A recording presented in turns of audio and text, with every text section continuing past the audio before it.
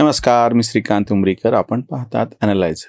Like करा, share करा, subscribe करा. ॲनालायझरचं ॲप डाउनलोड करा. तारीख पे तारीख असा आपण जे अतिशय लोकप्रिय असा चित्रपटातला डायलॉग ऐकतो, संवाद, आणि ते प्रत्यक्षही होताना आज म्हणजे काल दिसलं. 21 तारखेला शिवसेनेच्या चिन्हाच्या बाबतीतली ती सुनावणी सर्वोच्च न्यायालयामध्ये होती. ते नेहमीप्रमाणे जेव्हा तो विषय समोर आला आणि 2 दिवस ते पुढे ढकलले गेले. शुक्रवारी काहीतरी ती आता परत तारीख दिलेली आहे. मला त्याचं आश्चर्य वाटत नाही. सर्वोच्च न्यायालयाची एक विशिष्ट काम करण्याची, सगळ्याच न्यायालयांची काम करण्याची पद्धत आहे. कुठला खटला आधी घ्यावा, कुठला खटला पुढे ढकलावा, हे सगळं त्यांचा अधिकार आहे पूर्णपणे. मुद्दा तो नाही आहे. मुद्दा आज शिवसेनेची सुनावणी कशी आहे, शिंदेंचं काय म्हणता येईल त्यांना की अपात्र कसे ठरणार, टांगती तलवार वगैरे अशा फुसक्या बातम्या सकाळपासूनच माध्यमांनी द्यायला सुरुवात केलेली होती. आणि ते कमी पडलं म्हणून की काय, म्हणजे हा जो उल्हास आहे ना घंटा तज्ज्ञांना, त्यांनी दुपारीच म्हणजे सकाळीच व्हिडिओ केले, दुपारी काय सर्वोच्च न्यायालयात होणार आहे. न्यायालय किंवा न्यायव्यवस्था याच्या बाबतीमध्ये इतके घाणेरडे शब्द काढले गेलेले आहेत. ते शिवसेनेचे प्रवक्ते, आता मी त्यांचं नावही घेत नाही, ते काय आणि कसं बोलतात, कसं बरळतात.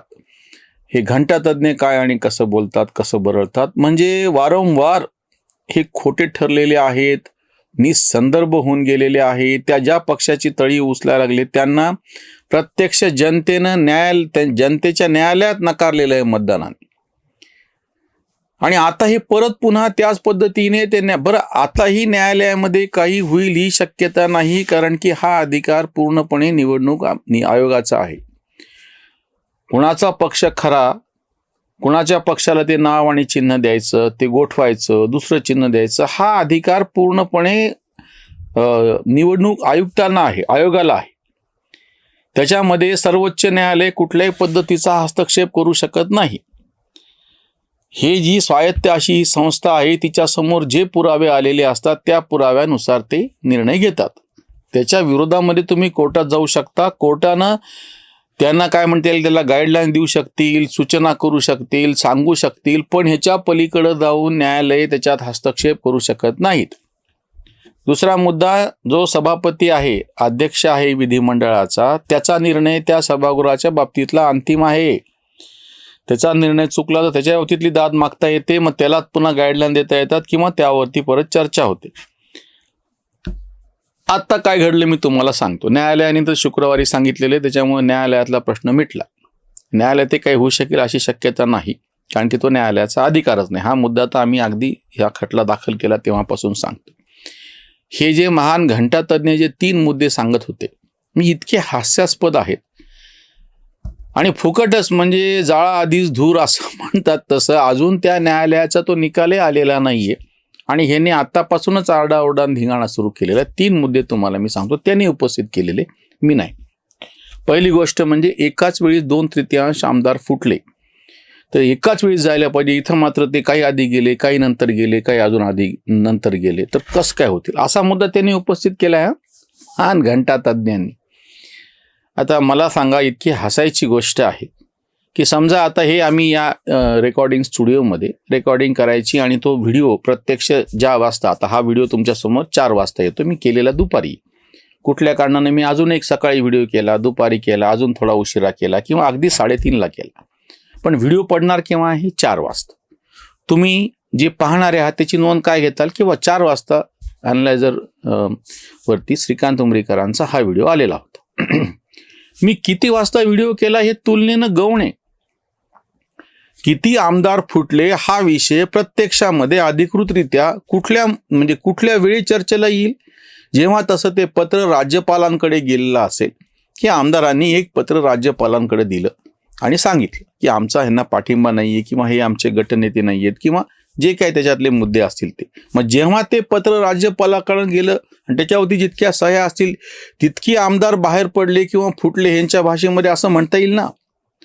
त्याच्यामध्ये सही आधी कोणी केली, नंतर कोणी केली, याचा राज्यपालांना काही देणे घेणे. राज्यपालांकडे जेव्हा प्रत्यक्ष पत्र आलं किंवा विधिमंडळातलं सांगतो मी तुम्हाला, राहुल नार्वेकर अध्यक्ष आहेत, त्यांच्याकडे समजा एखाद्या गटाने पत्र केलं की आम्हीच मूळ शिवसेना आहोत आणि इतके अमुक आहेत, तर ते जेव्हा पत्र त्यांच्याकडे जाईल, त्यांच्या निदर्शनास जे येईल, तेव्हा त्याचा उल्लेख त्या वेळेप्रमाणे करता येईल. काही जण आधी बाहेर पडले, मग नंतर सुरतला गेले, मग गुवाहाटीला गेले, मग गोवाला गेले, मग परत आले, मग काही जण नंतर जॉईन झाले, काही गेलेच नव्हते, इथल्या इथंच गेले. ही चर्चा कायद्याच्या परिभाषेत येत नाही. कायद्याच्या परिभाषेमध्ये चोरी करायची आहे आणि एक चोर कुठं त्याच्या घरून निघाला, दुसरा चोर दुसऱ्या जागेवर निघाला, सगळे हळूहळू करत 10 वाजता त्या चोरीच्या ठिकाणी पोहोचले. तर त्यांनी डाका केव्हा टाकला, तर रात्री 10 वाजता. ते निघाले कुठून होते, त्यांच्या मनामध्ये इच्छा कधी तयार झाली होती, असं तुम्ही तपास करणार आहात का? किंवा आता हे घंटातज्ञ असं म्हणणार आहेत का की जरी त्यांनी प्रत्यक्षामध्ये राज्यपालांना पत्र दिलं तरी ह्यांच्या मनामध्ये मात्र 2 वर्षापूर्वीच आलं होतं की आपण हे सरकार पाडलं पाहिजे? तुम्हाला कसं कळलं त्यांच्या मनात आलंय? मग काय त्याचा पुरावा आहे कुठला? काही इतकी हास्यास्पद गोष्ट आहे ना, मी तुम्हाला सांगतो. दुसरा मुद्दा यांनी त्याच्या बाबतीत उपस्थित केलेला होता. घटनेचं ते दावं कलम आणि परिशिष्टन बाकीचे ते बोलतात, सगळं ठीक आहे. राहुल नार्वेकरांना सर्वोच्च न्यायालयाने सांगितलं की ह्याच्याबद्दलचा निर्णय काय म्हणता येईल त्याला, रिझनेबल टाइम असं त्यांनी म्हणलेलं. आता तो रिझनेबल टाइम किती असावा हे पुढं असं म्हणतात. त्यांच्या व्हिडिओतलं वाक्य सांगतोय की कोर्टानं जरी असं म्हणलेलं असलं रिझनेबल टाइम तरी तो 3 महिने असावा. कशावरून 3 महिने?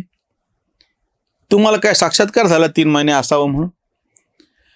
यांच्यावरती आमदारांच्या अपात्रतेबाबतचा निर्णय घेण्याचा अधिकार सभापतीला आहे आणि सभापतींनी तो निर्णय घ्यावा, हे बरोबर आहे. सभापतींनी जर काही निर्णय तुमच्या दृष्टीनं चूक घेतला त्याच्या विरोधात दाद मागता येईल, हे सगळं कराय जे तुम्ही मागितले.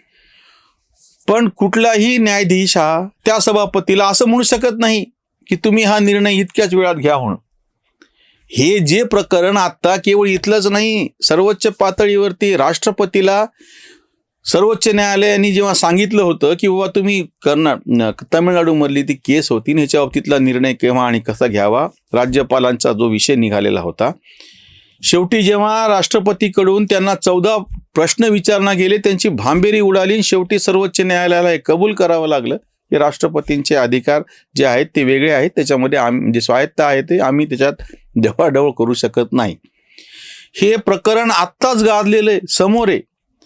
आणि हे सगळं माहीत असताना हे घंटातज्ञ महान असे सांगणार, म्हणजे काय म्हणावं त्याला मला कळत नाही. आत्ताही बोलणार आहे की जेव्हा सर्वोच्च न्यायालयामध्ये ती केस पेंडिंग आहे की रिझनेबल टाईम म्हणजे 3 महिने आणि 3 महिन्यात त्यांनी निर्णय नाही घेतला आणि इतके वर्ष झाले. इतके वर्ष काय, किती वर्ष झाले तरी त्याला कायद्याच्या परिभाषेमध्ये काहीच उत्तर नाहीये. कोण चूक किंवा कोण बरोबर ते चाललेच नाही मुद्दा. आणि तिसरा जो सगळ्यात हसायचा जो मुद्दा आहे, नेहमी सगळ्यांचीच बोंबफुनी बसायला लागली, ही शिवसेनेचे पक्षप्रमुख उद्धव ठाकरे आहेत, शिवसेनेचे ते सर्वेसर्वा आहेत, ते जाऊ दे काही का असेना. आता जेव्हा कुठलाही उमेदवार निवडणूक लढवतो तेव्हा त्याला पक्षाकडून बी फॉर्म दिला जातो, म्हणजे त्याला ते निवडणूक चिन्ह मिळतं. इथपर्यंतच पक्षाच्या अध्यक्षाचा अधिकार आहे. तो निवडून गेल्याच्या नंतर हे सगळे निवडून गेलेले आमदार, त्यांचा एक गट तयार होतो, त्याला शिवसेना संसदीय पक्ष असं म्हणतात, शिवसेना लेजिस्लेटिव्ह पार्टी. मग त्याचा एक गटनेता असतो जो एकनाथ शिंदे, त्याचा एक चीफ व्हीप असतो, प्रतोद असतो मुख्य, किंवा तसंच राष्ट्रवादी त्यांचा गटनेता अजित पवार आहे, त्यांचा एक चीफ व्हीप असतो प्रतोद. हे सगळं जे निवडून गेलेले लोक आहेत त्यांचा गट तयार होतो आणि त्याला विधिमंडळामध्ये मान्यता मिळते. त्याच्या बाहेर बसलेले पक्षाचा अध्यक्ष कोण आहे, पक्षाचा सेक्रेटरी कोण आहे, पक्षाचे सदस्य किती आहेत, हे विधिमंडळाच्या अध्यक्षाच्या लेखी हे काही विषय नाही आहेत. ह्याच्यासमोर फक्त आणि फक्त विधिमंडळातला पक्ष हाच फक्त पक्ष आहे. विधिमंडळाच्या बाहेर बसलेली जी कुठली सगळी यंत्रणा आहे तिनं ह्याच्यावरती नियंत्रण ठेवावं अशी पद्धत नाही. म्हणजे कल्पनेमध्ये आहे, नैतिकदृष्ट्या असेल ती, प्रत्यक्षामध्ये त्या पक्षाचा जो गटनेता असतो तो तिथला सर्वेसर्वा आहे. त्याच्यावर कोणाचाही अधिकार बाहेरून चालत नाही. बाहेरच्या त्या अध्यक्षांनी सांगावं, त्यानं ते नैतिकतेचं पाग म्हणून पाळावं, हे त्यांच्यातला अंतर्गत प्रश्न आहे. पण हे मात्र वारंवार बोंब मारणार की हे अपात्र कसे आहेत, कारण की त्यांनी तो मूळ पक्ष सोडलेला आहे. वस्तुतः ते दोघंही असं म्हणलेले नाहीत की आम्ही पक्ष सोडलेला आहे.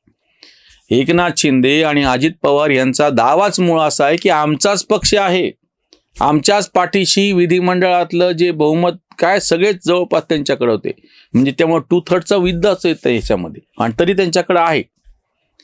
पण तरीही तुंतुणं गाजवणार. आणि शेवटचा व्यावहारिक पातळीवरचा तुम्हा आम्हाला कळेल असा हसायचा मुद्दा म्हणजे याचा निर्णय काहीही लागू. आता शुक्रवारी त्यांनी वेळ दिली, शुक्रवारी चर्चा करा, सगळं करा. हे सगळं झाल्याच्या नंतर सिद्ध काय होणार आहे?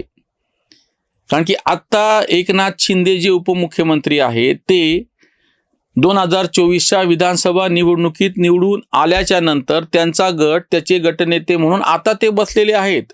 तुम्ही ही जी चर्चा करताय ते 2019च्या विधानसभेच्या निवडणुकीची, 2019ची निवडणूक, त्या निवडणुकीनंतरचं गट स्थापन झालेला, त्याच्यानंतर त्यांचं जे काय पुढचं झालं ते सगळं, ह्या सगळ्याचा 2024च्या निवडणुकीतून निवडून आलेल्यांशी तांत्रिकदृष्ट्या काही संबंध नाही. 2019ला जे लोक शिवसेनेच्या चिन्हावरती निवडून आलेले होते त्यांचे गटनेते एकनाथ शिंदे होते. त्या गटानं जो निर्णय घ्यायचा तो घेतला. त्याचे जे चीफ व्हीप होते, ह्या सगळ्यांचे मिळून जो निर्णय झाला तो झाला. त्या विधिमंडळाच्या अध्यक्षांनी त्यांना काय मान्यता दिली, राज्यपालांनी त्यांना बहुमत सिद्ध करायला सांगितलं, त्यांनी बहुमत दिले, सगळं झालेलं आहे. ती सगळी विधानसभा संपून गेली, तिची मुदत. नव्यानं निवडणुका झाल्या, जनतेने कौल दिला आणि हे सगळे लोक धनुष्यबाण चिन्हावरती निवडून आलेले आहेत. शिवसेना हा पक्षाचं नाव घेऊन निवडून आलेले आहेत. 57 आमदार आहेत ते. आणि त्याच वेळेस उद्धव ठाकरे यांचे आमदार किती आहेत? 20. म्हणजे एक तर आत्ताचं म्हणजे त्याला व्यावहारिक पातळीचं उत्तर जे तुमच्या आमच्या सारख्यांना ज्यांना काही कायदा फारसा त्याच्यातले खळगे कळत नाहीत त्याला कळू शकतं. अरे जनतेच्या न्यायालयामध्ये हे निवडून आलेले आहेत ना. आणि दुसरा त्याच्यातलाच एक व्यावहारिक पातळीचा मुद्दा होता की उद्धव ठाकरे यांनी राजीनामा दिला. राज्यपालांनी जेव्हा त्यांना त्यांच्या पाठीमागचं बहुमत सिद्ध करायला सांगितलं, जो राज्यपालांचा अधिकार आहे त्याच्यामध्ये कोणी ढवळाढवळ करू शकत नाही. हे जे बोलायला लागलेत ना की राज्यपालांनी कसं काय सांगितलं, की राज्यपालांनी विचारलं तुमच्या पाठीशी बहुमत आहे का, त्यांनी राजीनामा दिला. त्यांनी राजीनामा दिल्याच्या नंतर राज्यपालांनी प्राप्त परिस्थिती पाहून विचारलं की कोण सरकार स्थापन करू शकतं. त्यांच्यासमोर जे प्रस्ताव आला होता त्यानुसार त्यांनी एकनाथ शिंदेनी प्रत्यक्ष स्वतःचं बहुमत सिद्ध केलं आणि मग ते मुख्यमंत्री झालेले आहेत. हे मात्र असं म्हणणार की त्यांनी जरी राजीनामा दिलेला असला तरी त्यांना रिइन्स्टेट करा. कसं काय? जो माणूस स्वतःहून स्वतःच्या पदाचा राजीनामा देतो त्याला कोणी म्हणलेलं नाहीये. त्यांचा राजीनामा कोणीच मागितलेला नव्हता, राज्यपालांनी पण मागितलेला नाही. उद्धव ठाकरेंनी स्वतःहून राजीनामा दिलेला ना अजूनही त्याची चर्चा करत बसणार, म्हणजे किती हसायची गोष्ट. स्वतः उद्धव ठाकरेंनी राजीनामा दिल्याच्या नंतर मग त्यांचं मुख्यमंत्रीपद गेले त्यांच्या राजीनाम्याच्या नंतर, आणि हे मात्र असं म्हणणार की त्यांना तुम्ही मुख्यमंत्री पदावरून काढलं, राज्यपालांनी ढवळाढवळ केली, राज्यपाल सत्ताधाऱ्यांचे पिद्दू आहेत आणि त्यांना परत एकदा बसवायला पाहिजे. तिन्ही मुद्दे हास्यास्पद आहेत. जनतेने तर त्यांच्या न्यायालयामध्ये 2024च्या विधानसभा निवडणुकीत निकालात काढलेलेच आहेत. सर्वोच्च न्यायालय, मी आत्ताही सांगतो, काही करू शकत नाही ह्याच्यामध्ये. ह्याच्यावरतीचा काही निर्णय होऊ शकत नाही. हा निर्णय पक्ष आणि चिन्हाच्या बाबतीतला निवडणूक आयोगाचा आहे. त्यांना इतकं करूनही अपात्र जरी म्हणलं तरी ती विधानसभा संपलेली आहे, त्याच्यामध्येच औचित्यच काही शिल्लक राहिलेलं नाही. तरी यांना असं वाटत असेल आणि तरी यांना त्याचे व्हिडिओ चालवायचे असतील आणि तरी यांना आरडाओरडा करायचे असतील, यांचा मुद्दा आहे. इथेच थांबूयात. धन्यवाद. जागृतीचा विधायक बुरुज